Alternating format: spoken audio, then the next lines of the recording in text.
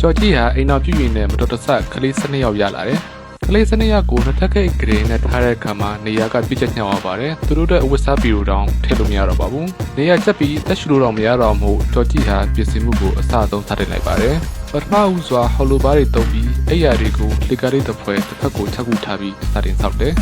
ပိုခက်ခက်အောင်နေရာမှာမူလီနဲ့တွေ့ပြီးတက်စင်တယ်အဲ့ဒါအပြင်ဂရင်နေအောက်မှာပိုခက်ခက်အောင်ခြေထောက်တွေကိုတပီတက်စင်တယ်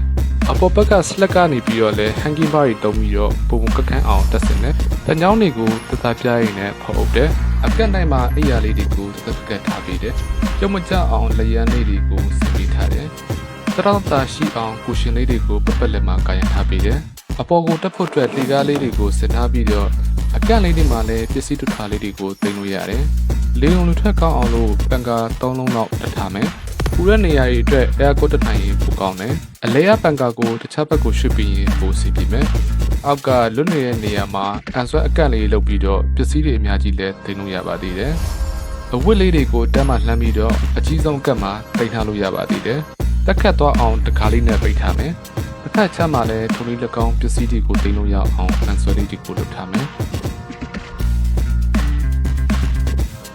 ကလေးတွေတဲ့အေးရစင်လုပ်ပြီးတာတော့နေရာကကြာကြီးနဲ့ကစားလို့ရအထိကျဝန်းနေပါသေးတယ်။တစ်ဖက်ကနိုင်ရန်ကွက်လက်မှာစင်လေးတွေကိုစောင့်မယ်။စာအုပ်တွေကိုတင်ထားမယ်။အစင်လေးတွေအောက်မှာစာကြည့်စပွဲအရှိလေးလုပ်မယ်။အဲ့ဒီမှာအကုန်လုံးညီညာနဲ့စာကြည့်လို့ရတယ်